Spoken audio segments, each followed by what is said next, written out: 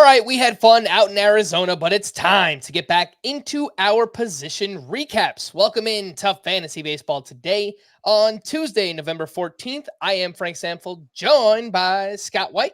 And today on the show, we are recapping the third base position. We'll take a look back at the top 10 or so from this past season and take an early look at Scott's way too early rankings for 2024.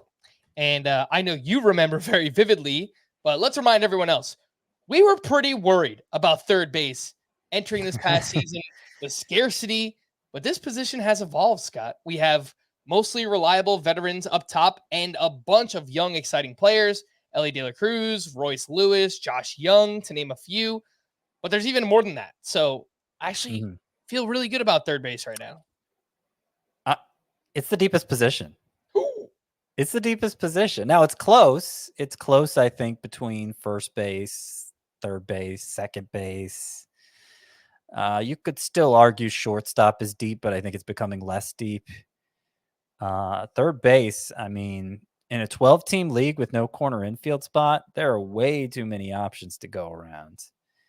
And that's crazy. Like, what a difference a year makes. Because it had been a long time since I had seen a position as shallow as third base heading into 2023. I kind of based my whole draft strategy around it.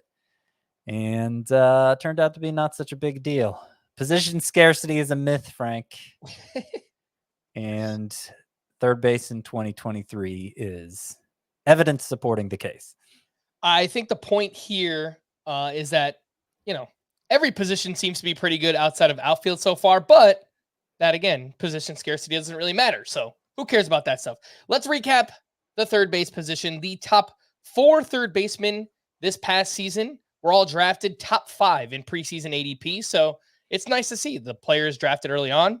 They mostly paid off their value. And the number 1 third baseman was actually Bobby Witt, but he won't have third base eligibility in 2024. So we will save him for the shortstop recap. We're losing the best one, and it's still the deepest position in fantasy. Crazy stuff. The number 2 third baseman is Austin Riley. He finished 15th overall in Roto. He was the 4th best third baseman in head-to-head points leagues.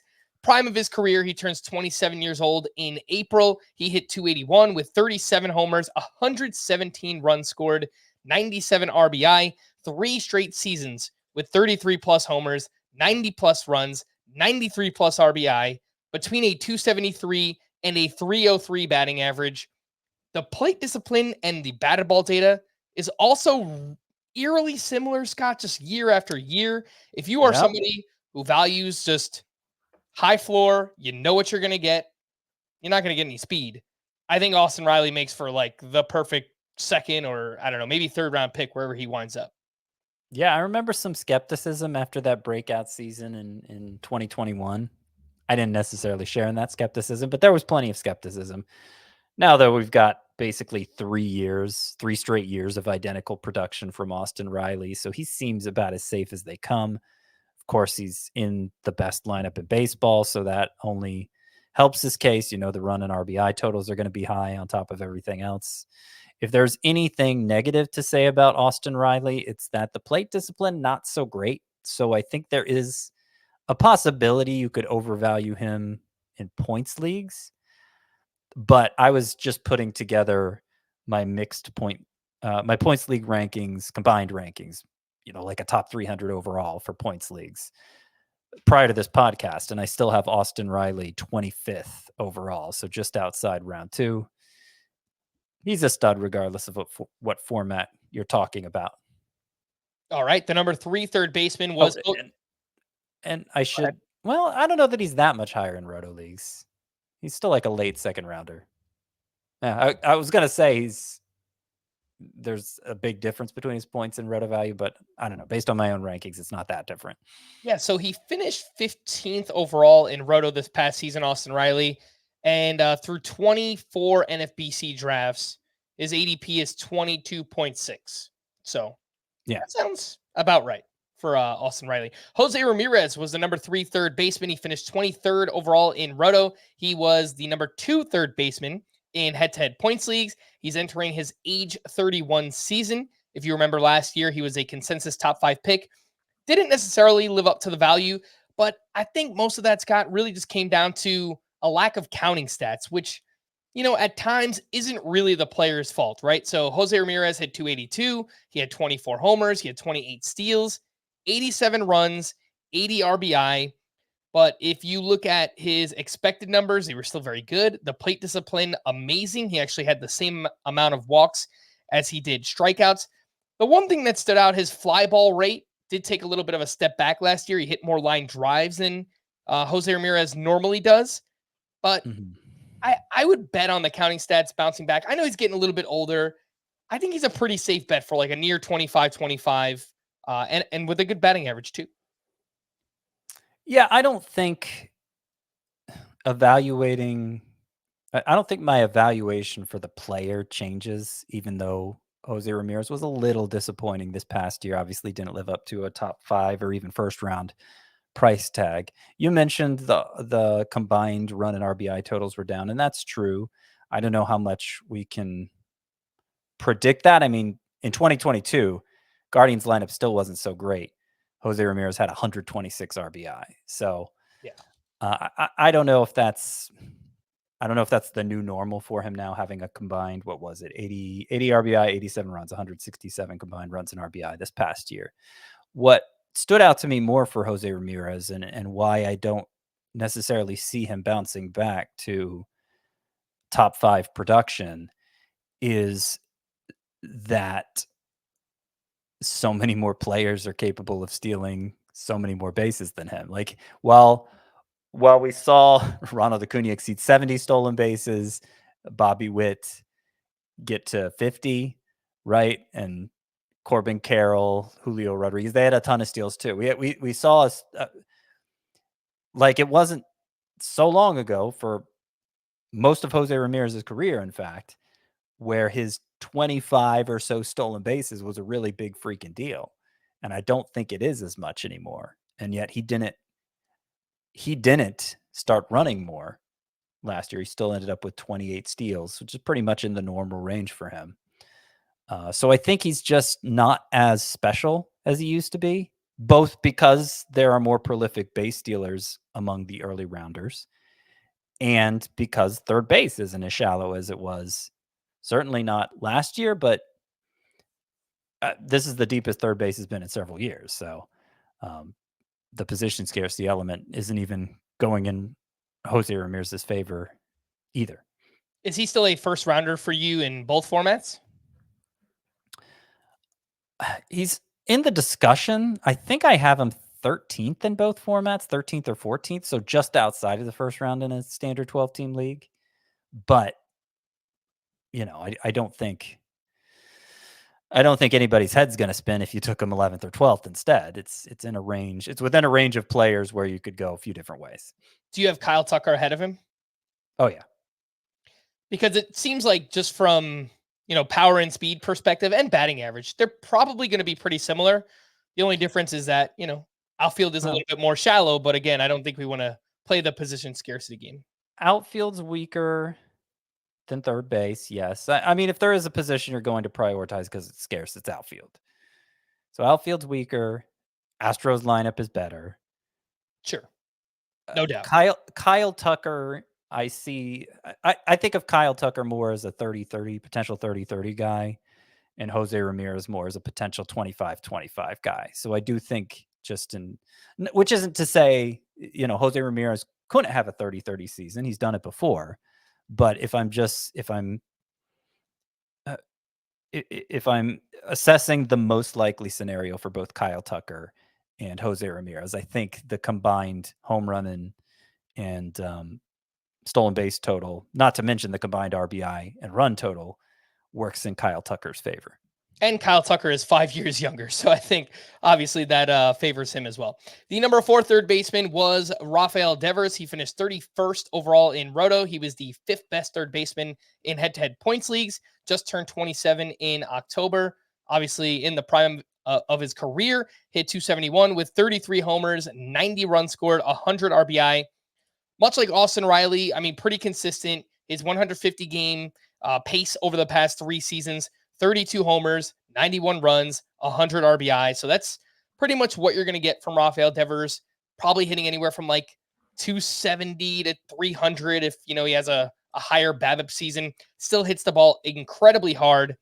There are some underlying plate discipline things that have always been there, Scott. So maybe those start to kind of rear their head like in the next couple of years, but they've always been that way. And so I don't really have any concerns with Rafael. What are you referring to specifically? He chases a lot. His zone contact is not as good as like other elite hitters, I guess you could say. Okay. Yeah, I have to admit I hadn't looked at that for Rafael Devers. I know he strikes out a lot.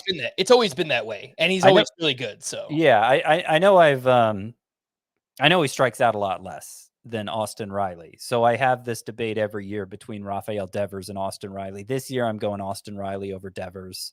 Me too. I think the past couple years I went Devers over Riley, but they're usually like back to back in my overall rankings. And it's mostly the Braves lineup that has me ranking Riley ahead of Devers this year. I will say that between the two, if somebody's going to go compete for a batting title, it's more likely to be Devers. It's been a couple years since he hit 300, but which it has for Riley too. Riley had that breakout year where he hit 303. But I do think that's more within the realistic range of outcomes for Devers than it is for Riley. So that would be the case for taking Devers over Riley if you wanted to make it. The number 5 third baseman was Yandy Diaz. We spoke about him on the First Base podcast, and he won't have third base eligibility in 2024 either. So we'll move on from him. Number 6 was Ha-Seong Kim. Similarly, we spoke about him on the Second Base podcast. He does have third base eligibility, but again, if you want to hear more, yes, definitely helpful. Second, third, and shortstop for Ha-Seong Kim, and you can hear about him on the Second Base podcast we did. Next up, the number 7 third baseman was Gunnar Henderson, who just won the AL Rookie of the Year, unanimously, I might add. Finished 39th overall in Roto. He was the 8th best third baseman in head-to-head points leagues. Turns 23 years old next June, and obviously paid off quite a bit. His preseason ADP was 86.2, wound up with 28 home runs, 100 runs scored, 10 stolen bases. I think there's a chance he could run even more. The sprint speed is 85th percentile. So, and he ran more in the minors a little bit. Mm-hmm. Got off to that slow start. We know he finished the final 4 months were much, much better, Scott. Now, the last part is consistency. Let's see him do it over a full season. And can he improve against lefties? It's one thing I don't love about Gunnar Henderson, Scott. So far over his career, even, the short sample last year and so far this year, he's been bad. 199 batting average, 595 OPS against left-handed pitching. Yeah, those are improvements he'll have to make. Well, I mean, I guess he doesn't have to make them. He's already pretty great without those. With the struggles against left-handers, is Gunnar Henderson. But that just goes to show you that there is still untapped upside here. And if you just look at his numbers from the last 4 months, I'm not sure if you read them off. 276 batting average, 23 homers, 8 steals, 856 OPS. He struck out 23% of the time versus 31% the first 2 months. So big improvement there for Gunnar Henderson. And I think the arrow's going to continue trending up. He is also... isn't he also shortstop eligible, or am I thinking of somebody else? I think he is. I think so. Yeah. So that adds to the appeal too. Shortstop is a scarcer position than the third base, particularly if you're talking about deeper leagues like a 15-teamer. So you're probably, it's more likely you're going to draft Henderson to play shortstop actually than third base. But he's another great option here, and I think there's room for debate where exactly to take him. I don't think he quite breaks into the Austin Riley, Rafael Devers category yet for me, but he has that kind of upside, and he's probably not going to go that far behind them. Yeah, the early ADP, again, there have been 24 drafts so far. Austin Riley's ADP is 22.6. Devers is at 27, and Gunnar Henderson is at 29.5. So just behind that group. Yep. Yeah. I want to see where I have him ranked in Roto. have my points rankings pulled up since that's what I was working on most recently. But in Roto, I have Gunnar Henderson 28th, which is like exactly where he said he was going, right? 29th. Yep. So there you go. Pretty much spot on. Again, yeah, I think there could be improvements here. If he does get better against lefties, I think that's how we could see his ultimate ceiling, right? Like the batting average will continue to improve. Maybe he can hit like 275, 280 plus, and power and speed, counting stats in that lineup. And if he runs more, which you pointed out, is there's reason to believe he could. Yeah, I really do think Gunnar Henderson could do that here in 2024. The number 8 third baseman was Alex Bregman. He finished 40th overall in Roto, the third best third baseman in head-to-head points leagues. He will turn 30 in March, but still pretty consistent. Hit 262, 25 homers, 103 runs, 98 RBI the past 2 seasons, right between 23 and 25 homers, 93 plus runs, 93 plus RBI, more walks and strikeouts in each of the past 2 seasons, which obviously really helps him in head-to-head points leagues. We know he doesn't really hit the ball all that hard. Scott, again, better points league player, but I think maybe people might sleep on him a little bit in Roto because he does give you a lot of those counting stats that, maybe kind of get slept on in the middle rounds. Yeah, that could happen. I mean, he doesn't hit the ball very hard, Bregman, but a stadium that's well suited for his swing with that short porch in left field. And so that helps his power production play up. And a lineup that's deep, he bats high in that lineup. So great combined run and RBI totals for Alex Bregman. The batting average is less than you expect it to be because he is elevating so much for not hitting the ball particularly hard. So even though he doesn't strike out a lot, the batting average, I think we're seeing it settle in the 260 range, basically. So I wish that wasn't the case. If you could count on Alex Bregman to be a real benefit in batting average, then that would help make up for his, 25 homerish power, which among early rounders isn't especially impressive. So I think there is a chance you could undervalue him in Roto leagues. But there's also a chance you could undervalue him in points leagues because his value is so much greater. Like if your perception of Alex Bregman's fantasy value is built around his Roto value, which is the format people talk about most, then you could miss out on just how big of a stud he is in the points format. And to put actual numbers on it, Alex Bregman this past year averaged 3.33 head-to-head points per game. That's exactly the same as Austin Riley, 3.33. Rafael Devers was 3.26, so he was lower. Gunnar Henderson was 3.02. So, I mean, there's a case to be made that Bregman could be drafted as early as round 2 in a points league. I have him 33rd overall, so more like a late third rounder, but he's in the discussion.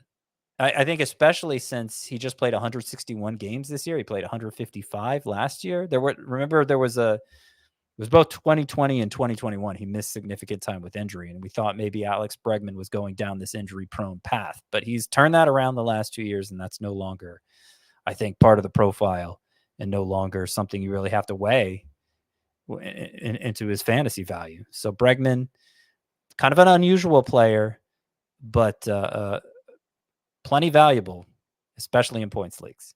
He kind of feels like a volume play at this point, like an accumulator. Those are not players that I typically like to target. But again, I think if he slips a little bit in a categories league, in a points league, you're absolutely right. Like third round, I think, is probably fair to take an Alex Bregman. A few things I did want to point out that were just weird on the splits with Bregman this past season. Against lefties, he hit 215 with a 696 OPS. That has not been the case in his career. And at home, where he typically crushes and they have the Crawford box, he pulls a bunch of fly balls to left field. He hit 250 with a 764 OPS, was actually much better on the road. So I don't really know what to do with those splits, Scott.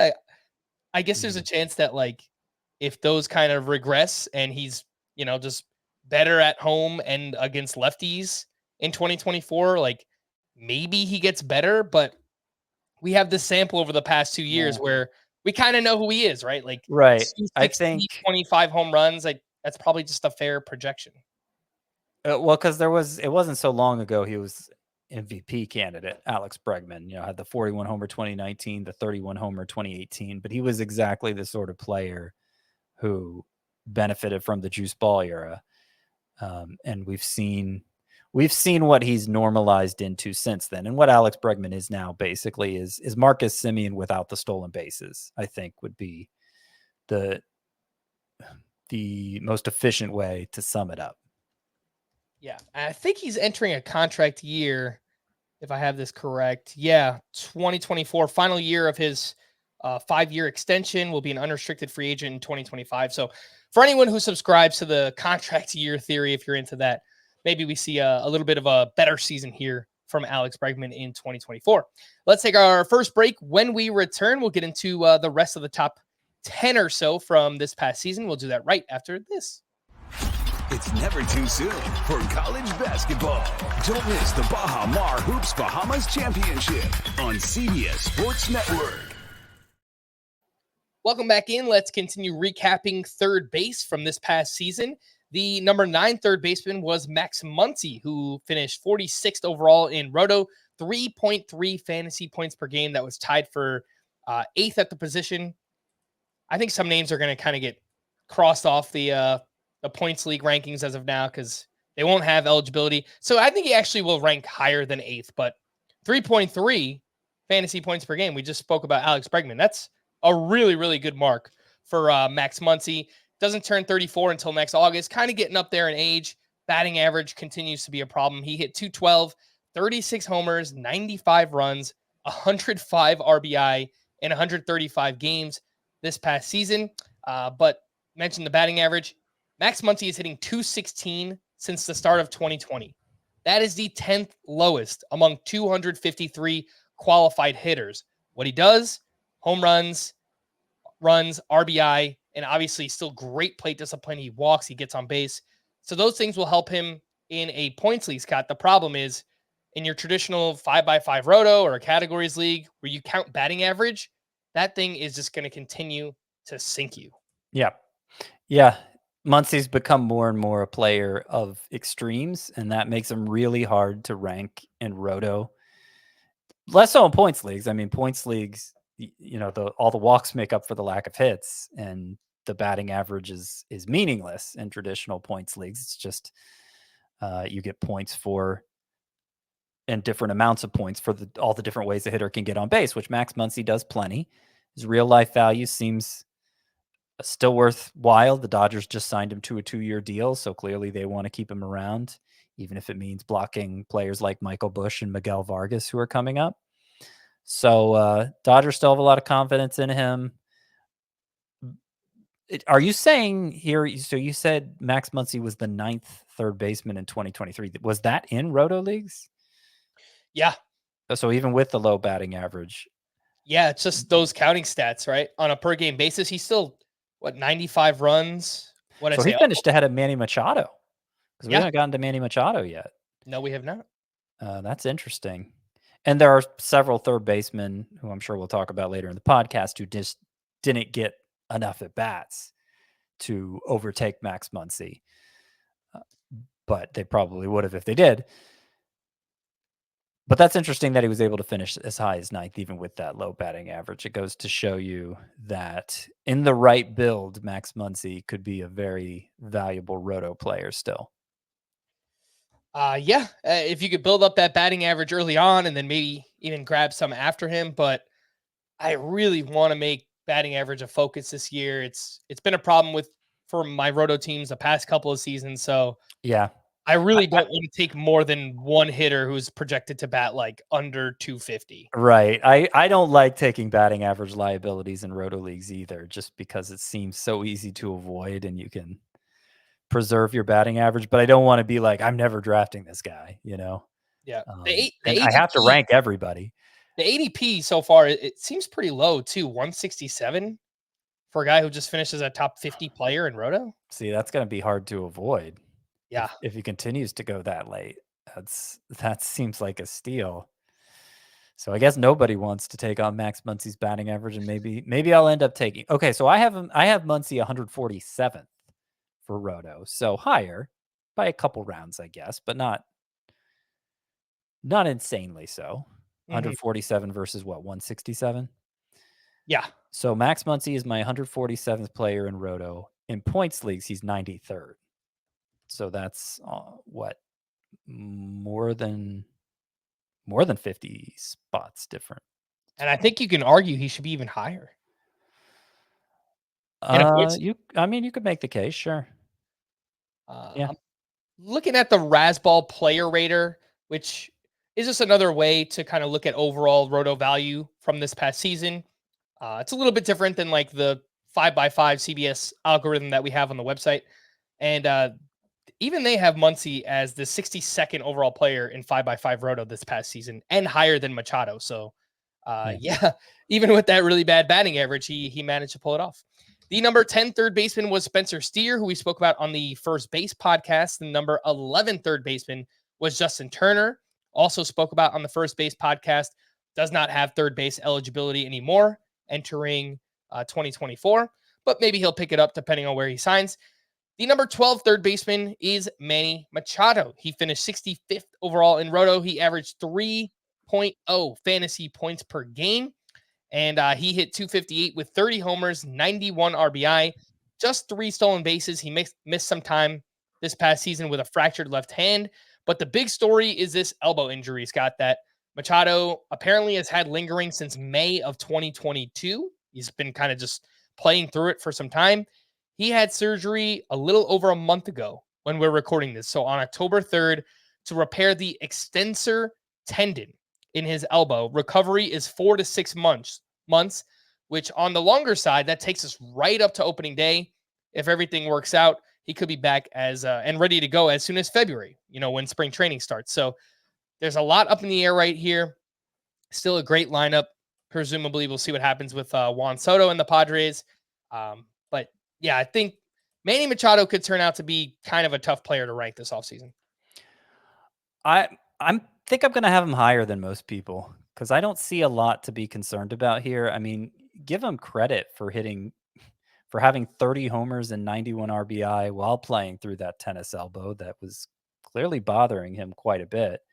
And even if you look beyond the surface numbers with Manny Machado, StatCast page looks very typical. And the exit velocity readings, the plate discipline readings, there aren't any indications there that Manny Machado is in decline.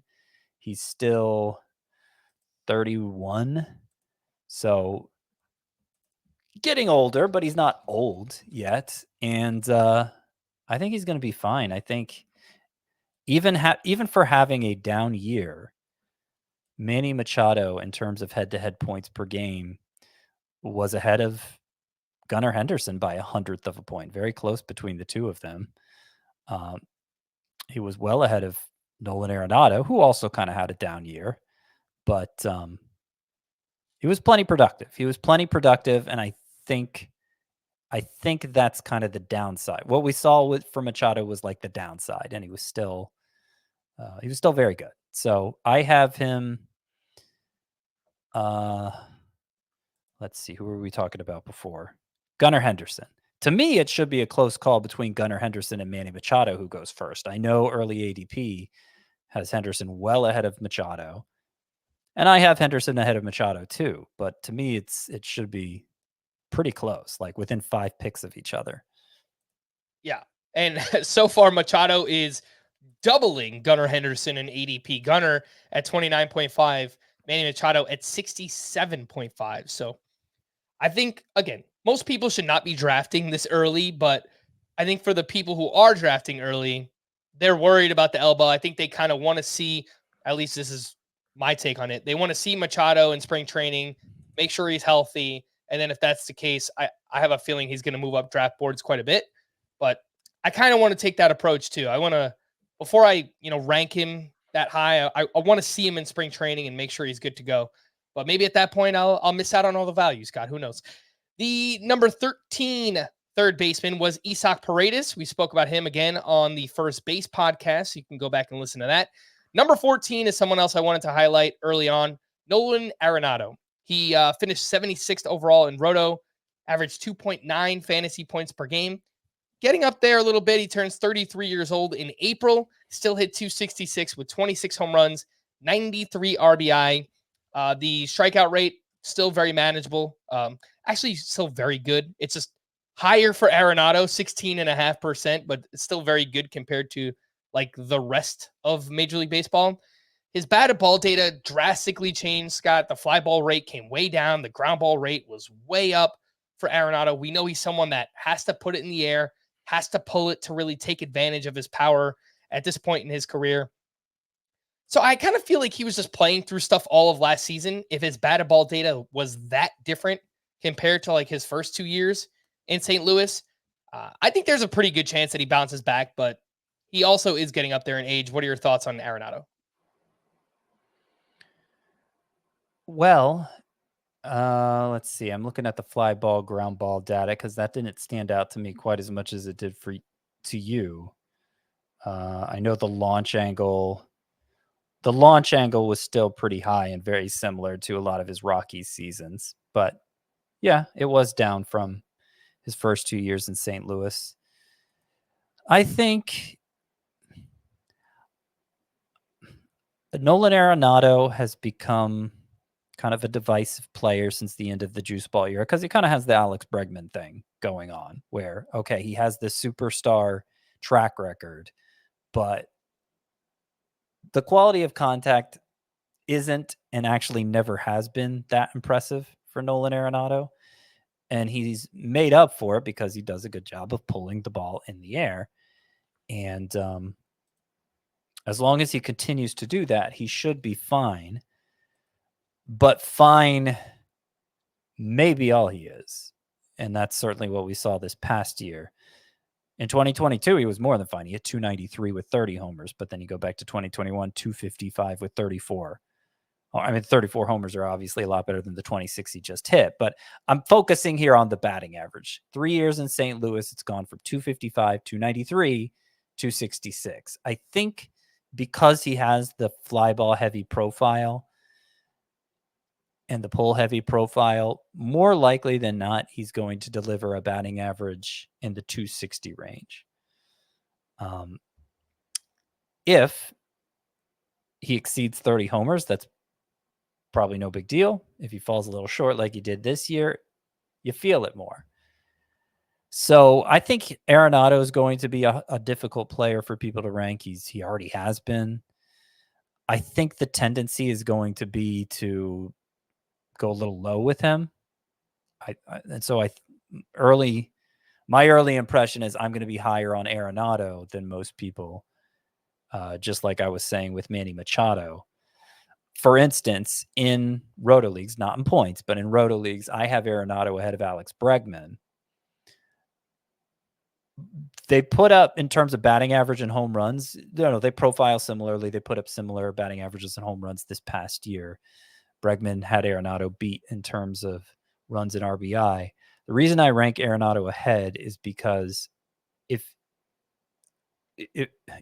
I think he's, as we just saw in 2022, if somebody's going to hit better than 260, more like 290, it's going to be Arenado. If somebody's going to hit more than 25 homers, more like 30 or more, it's going to be Arenado. So I just think there's a higher ceiling here with Arenado, while the floors for both him and Bregman are pretty similar, at least in the rotisserie scoring format. Yeah. Arenado seems like a player I would want to target in a deeper league where I kind of want to value that floor a little bit more as, one of these mid-round picks. The early steamer projections, 263 with 28 homers, 98 RBI. That's still a pretty productive player. And if you could get him, outside of the top 80 right now, his ADP is 86.4.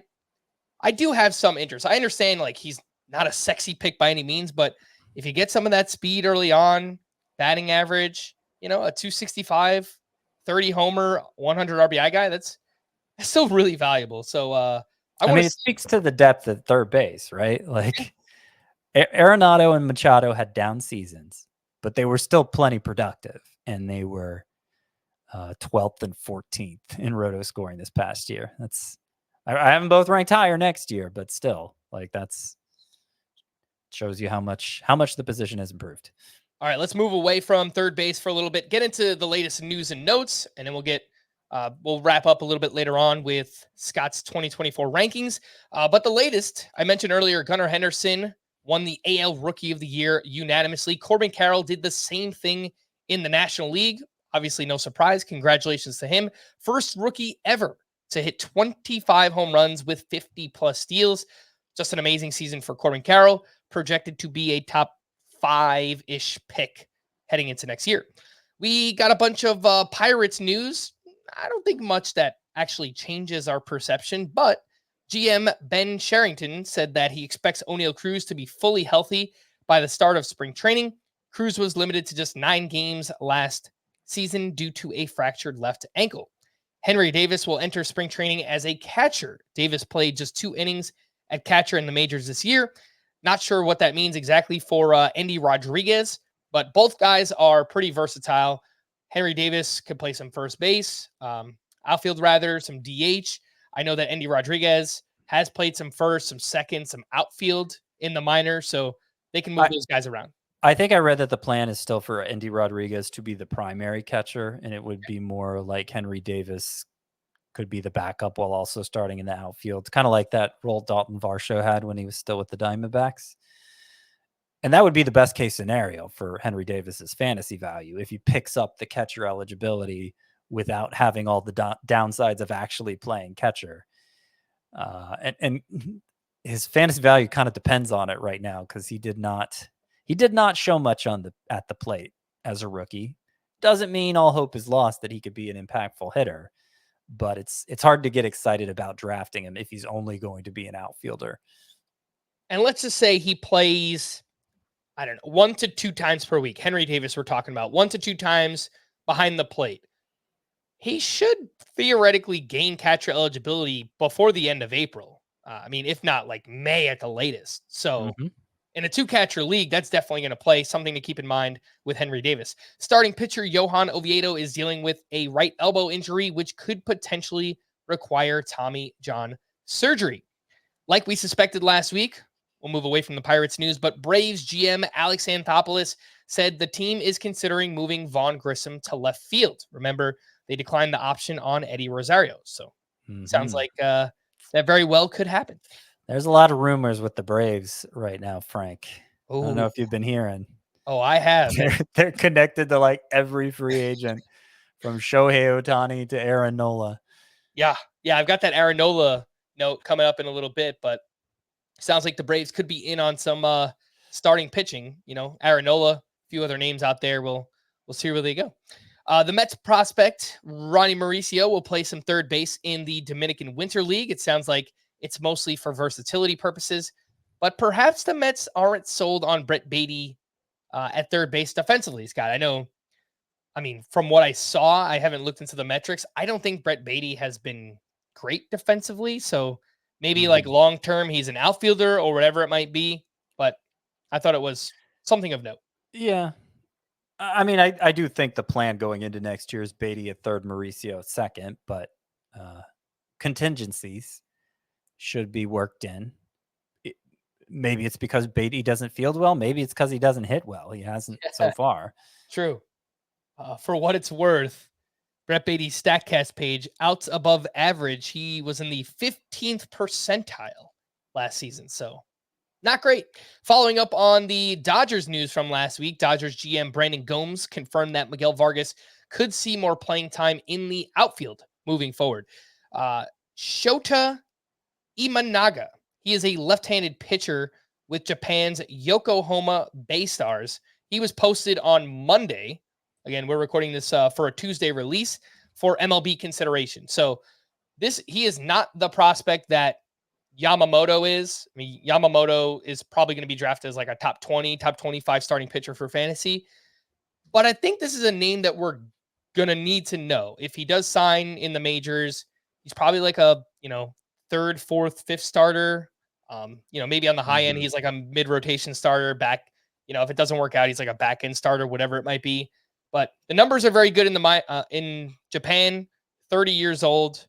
And I think he's a name that we're going to need to know, Scotty. strikeout to walk ratio for Shota Imanaga. Did I say that right? We'll have to learn to say it better. Shota Imanaga. Yeah. The strikeout to walk ratios are incredible. And so he had 10.6 K per nine, 1.4 walks per nine this past year. And 10.6 K per nine in Japan means a lot more than it does. I mean, it's a great strikeout rate in MLB too, but strikeout rates tend to be lower in Japan. So that counts for even more, I would say.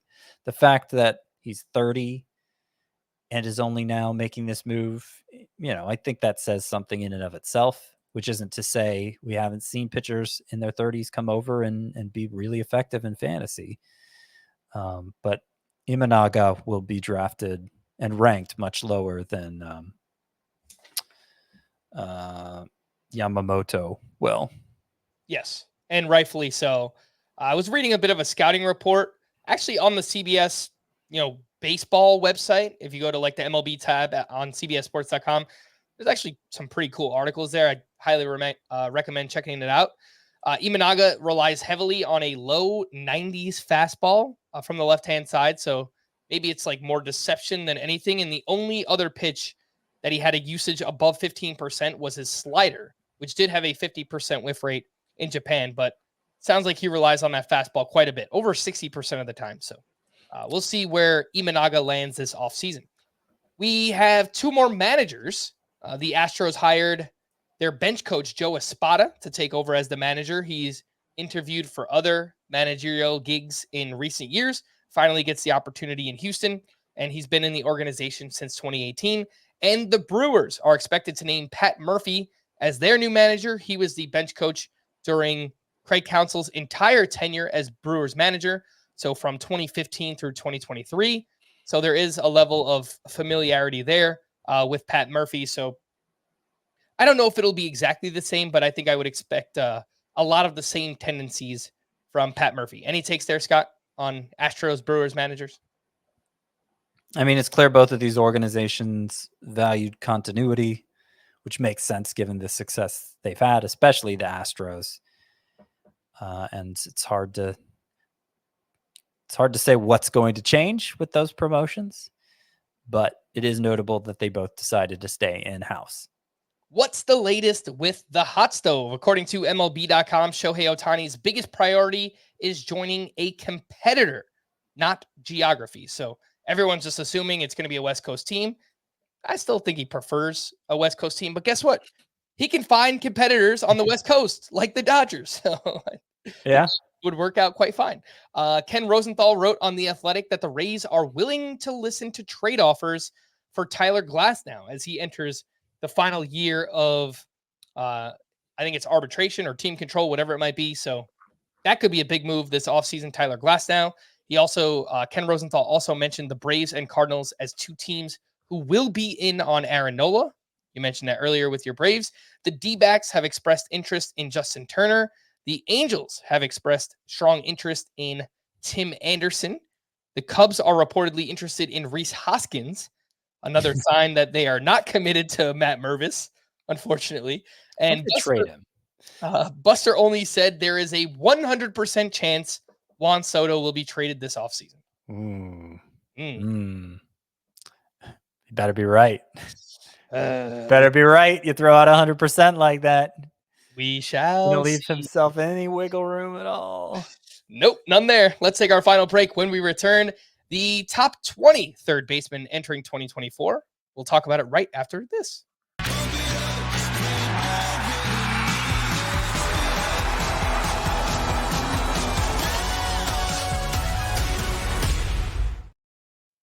Welcome back in. Way too early 2024 third base rankings from Scotty Dubs. The top 5 includes Jose Ramirez, followed by Austin Riley, Rafael Devers, Gunnar Henderson, and Manny Machado.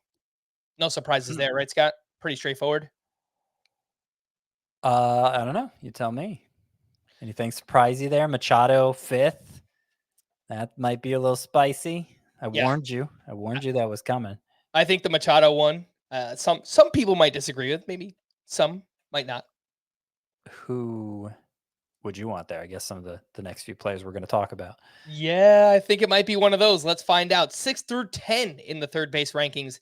Elly De La Cruz, followed by Nolan Arenado, Royce Lewis, Ha-Sung Kim, and Alex Bregman. Elly De La Cruz, a player we have talked about a little bit so far this offseason. Obviously talked about a lot in the second half of the year. He hit 235 with 13 homers, 35 steals. He is a freak athlete, 100th percentile in both max exit velocity and sprint speed. He's obviously so fun to watch, but we got to keep it 100, as the kids would say, Scotty. And there are some negatives. 34% strikeout rate, a 54% ground ball rate. He was terrible against lefties. He was terrible in the second half. He struggled against non-fastballs. So there are concerns here. The early ADP, 22.2. It's a little high. It's a little high. Yeah, I get it. I mean, he was such a prolific base stealer that it kind of made up for his problems at the plate. Even in points leagues where you'd expect Elly De La Cruz's strikeout rate to just kill him, it didn't happen. He averaged 3.03 points per game, same as Machado, a little bit more than Gunnar Henderson, actually, on a per game basis in points leagues. For their numbers for the entire season, Elly De La Cruz was better than Gunnar Henderson. Now, Henderson finished strong. Well, Elly De La Cruz started strong.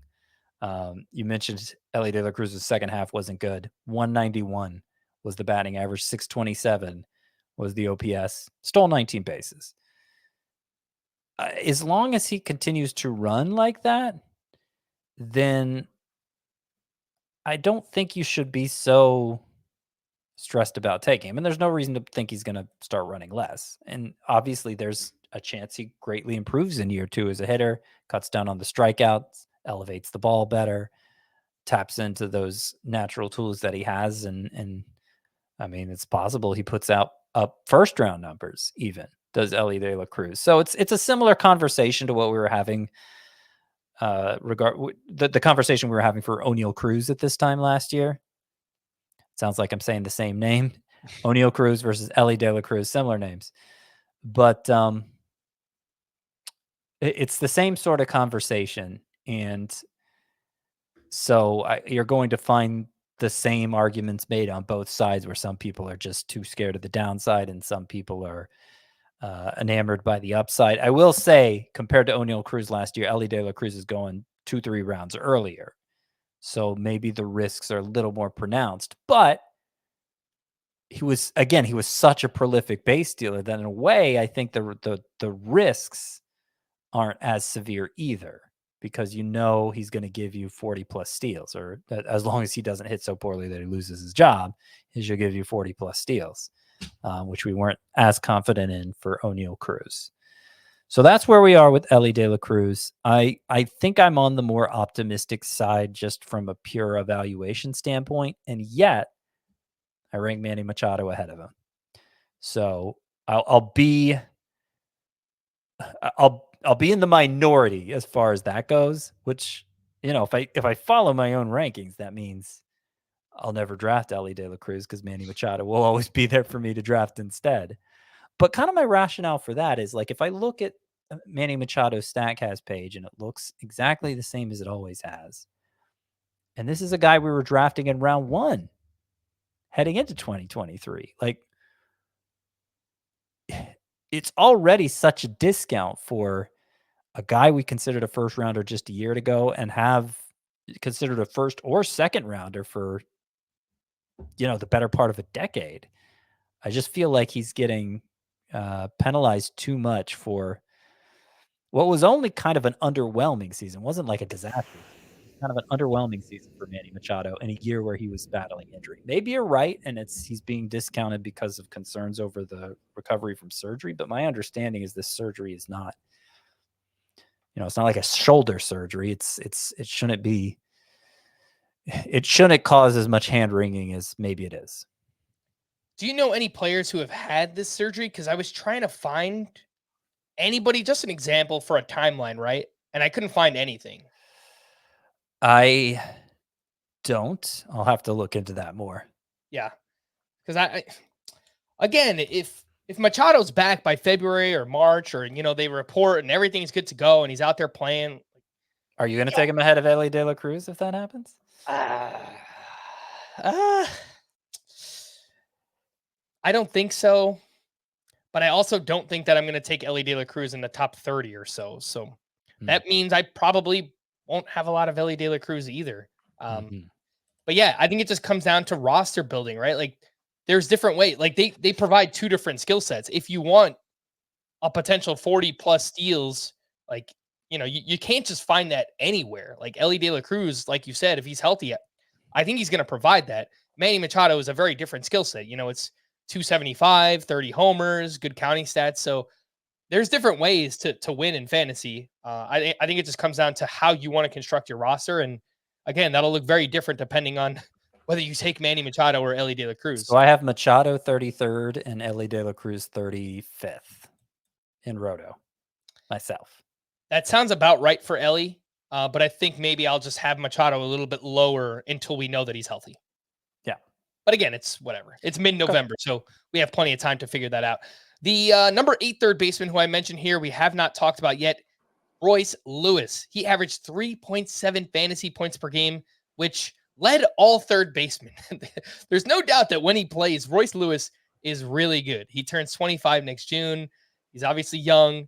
Lots of excitement. He had 309, 15 home runs, 6 steals. He has played 70 career games. During that time, he's hit 307, 17 home runs, 6 steals. The lazy analysis, nobody should do this, but I'm going to do it anyway. You double that, he's got 34 homers, 12 steals over 140 games. It's just, can he stay on the field? It's instructive as long as you don't take it as gospel fact. I think it's fine to highlight numbers like that. Look, Royce Lewis is awesome. There's no doubt. He kind of has that it factor. It's got something we can't really describe, but he hit whatever it was, 4 home runs in 6 playoff games. He had 4 grand slams in like a 1 month span. It's just crazy stuff. He's very talented. Can he stay on the field? That is the biggest question for Royce Lewis. I'm kind of surprised he's getting as much benefit of the doubt as he is. And I think maybe timing had to do with it. He was surging late in the year when people's fantasy championships were on the line. Homered 11 times, including 4 grand slams in his final 32 games. And then he continued to make headlines in the postseason, as brief as the Twins postseason run was. And so I think he just had a lot of helium heading into the offseason here. Yes, he has been productive, and yes, he has a great pedigree. I mean, former number 1 overall pick in 2017. And I feel like he had lost a lot of that. Nobody really thought of him as former first overall pick Royce Lewis between all the knee injuries and just how long it took him to get settled in the majors. People had he had lost that shine of a former number 1 overall pick. So it seems weird to attach that to him now just because he's starting to have some success. It's only 70 total games in the majors, less than half a season. So to say for sure that he's got it all figured out because it's been a good 70 games, I think is a leap. I could get excited to take Royce Lewis at a certain point, but right now his ADP, we're only talking 24 drafts, but his ADP is ahead of Manny Machado and Nolan Arenado.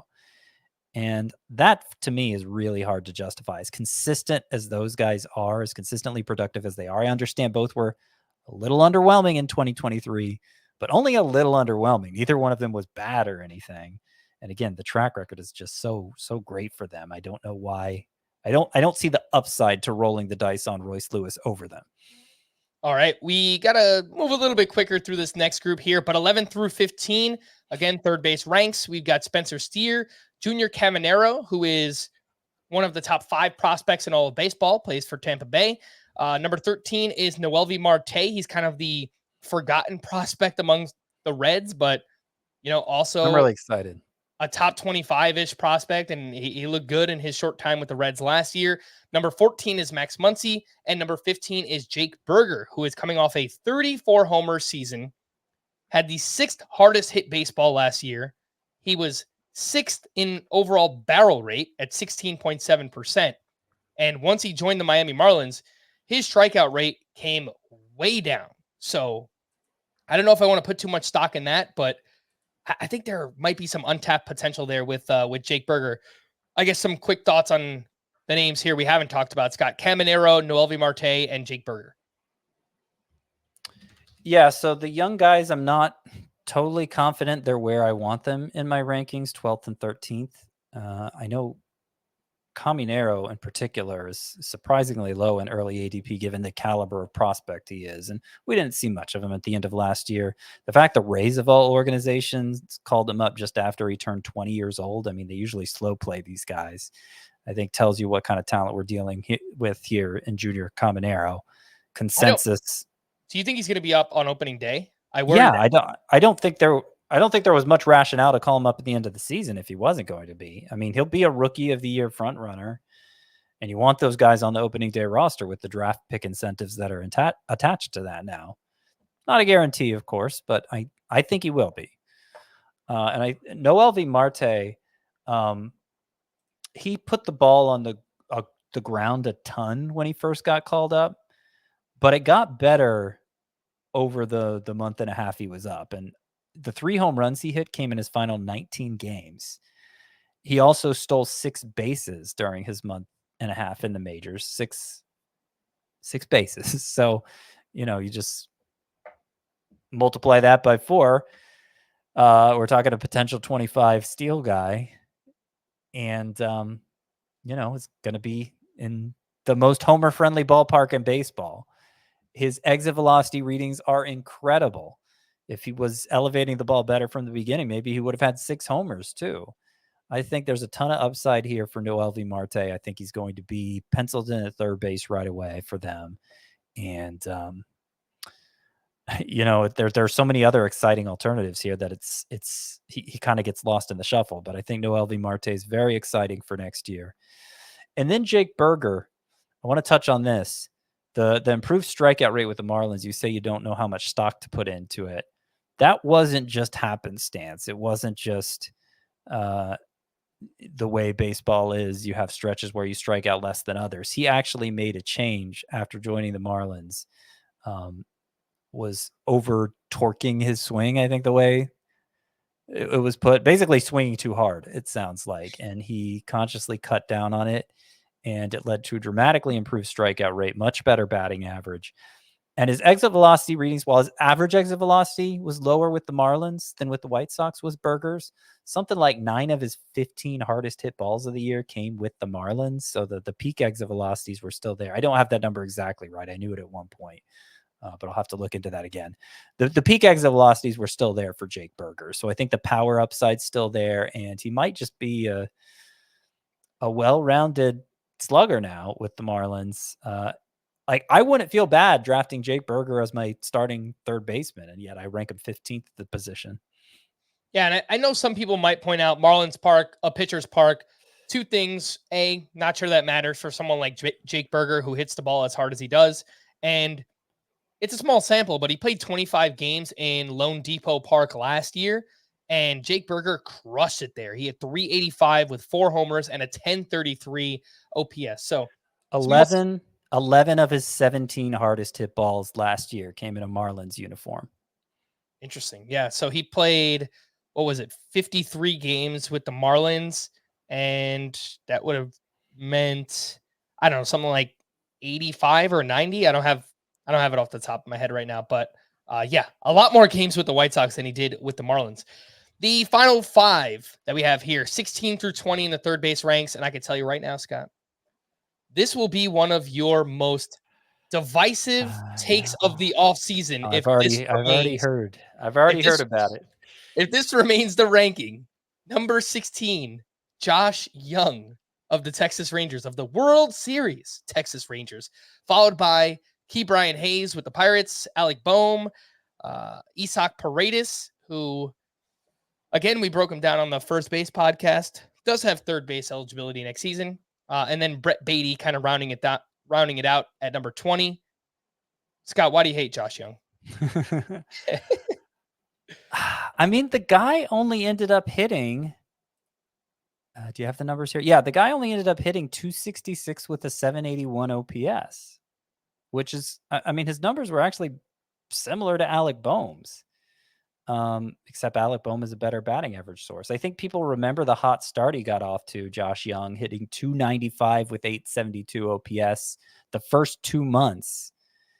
And remember, I was saying at the time, I don't know that he can sustain this. Turns out he didn't sustain it because from June 1st on, he did miss some time with injury during that stretch, but it was more games overall than the first 2 months. From June 1st on, Josh Young hit 244 with a 712 OPS. He strikes out a lot. He doesn't hit the ball, especially, I mean, he hits it pretty hard, but it's more like, let me see what the percentile rankings are here. 87th percentile average EV, 77th percentile barrel rate. It's pretty good. 50th percentile max exit velocity, I think, is what I was fixating on. He didn't have the peak exit velocities that usually expect from a middle of the order slugger. So I just, obviously 16th sounds really low. He's behind Jake Berger, who I like a lot. He's behind those two exciting prospects. He's behind, you don't go that far up in the rankings and you get to mainstays like Alex Bregman and Nolan Arenado. It's just a deep position as part of it. And I think Josh Young has more in common with the players behind him, Alec Boehm and Ke'Bryan Hayes, than he does with the players ahead of him. And I don't know. I'm kind of surprised no one else sees that. I'm not sure what I'm missing. I think the best argument for me ranking Josh Young too low is he's in the Rangers lineup. And so that's going to really help his run in RBI production. That's the main reason I rank him ahead of like an Alec Boehm. But I don't know. I think there's so many other ways you could go at third base that are potentially more rewarding that I don't want to overrank Josh Young. I do think the ADP might be a little bit on the high side right now. It's 88.5 for Josh Young.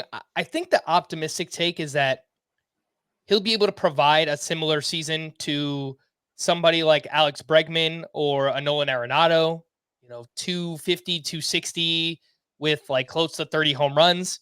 And obviously the counting stats should be really good. But there are some worrisome signs here.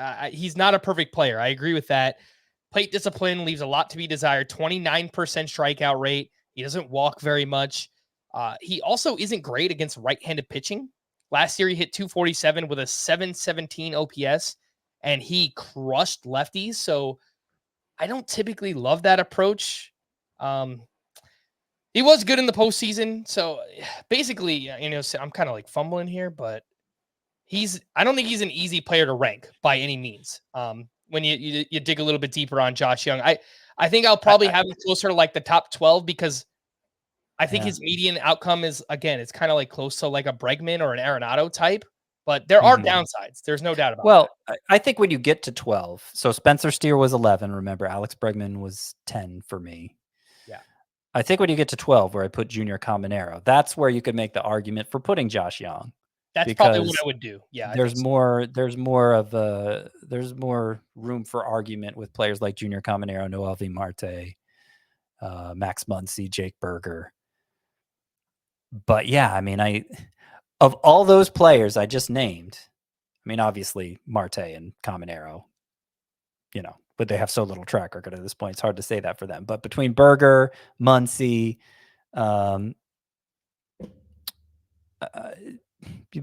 to Berger and Muncy and the guys behind Young for me, Ke'Bryan Hayes and Alec Boehm, whose numbers are his more like? They're more like Hayes and Boehm. So like I don't see the reason to rank him ahead of Berger and Muncy personally. I think you're selling the power short quite a bit because Ke'Bryan Hayes just hit 15 home runs. Alec Boehm just hit a career high 20, and Josh Young had 23 in 122 games. So, I mean, if we're just kind of projecting that over 150, my guess is he'll hit somewhere between 25 and 30 home runs next year. Well, I'm looking mostly at the OPS, which I understand isn't a category in traditional 5x5 scoring, but it kind of accounts for the trade-off between power production and batting average liability. that I think think Josh Young has in a way, like Alec Boehm and potentially even Brian Hayes could be an asset in batting average. Yeah. I think Young is always going to be a lower OPS guy just because he doesn't walk, but we've seen players like that be useful for fantasy, obviously for years, right? Like Marcus Semien or like Francisco Lindor, right? So OPS doesn't mean everything, but No, it doesn't. I get what you're saying. He's an interesting player, Josh Young. Lots of offseason conversations, I think, around him and what to do with him and where to draft him, where to rank him among third basemen. So that should be fun. But there you go. There's your top 20 or so. You can find that article on the website if you want to read more about it. I do want to say real quick before we sign off here, and I know we're pushing the clock, but Brian Hayes, part of the reason I'm expressing enthusiasm for him again, and I rank him behind Young, but he hit a career high 15 homers. 10 came in the final 2 months. 10 of the 15 homers came in the final 2 months, where his fly ball rate was 41.5%. It was actually similar to the fly ball rate Nolan Arenado had for the year. And we've always said if Brian Hayes learns to elevate the ball better, watch out. And that may have been what happened over the final 1/3 of the season for him. If he can continue that pace he was on, I think a 20 homer, 20 steal season is possible for Brian Hayes. And yet I can only rank him as high as 17th at the position because of all the other talent there, including Josh Young, who's 16th. Yeah, that's a great point on Brian Hayes. During that span, he also started to raise his pull rate a little bit too. So again, for power, that's what we're looking for. Fly balls, pull those fly balls, and usually turns into good things there. Hopefully, Brian Hayes can carry it over into 2024. We're going to wrap there. For Scott, I am Frank. Thanks as always for tuning in to Fantasy Baseball today. Please make sure to follow and leave a 5-star rating on Apple or Spotify. And we'll be back again on Thursday. Bye-bye.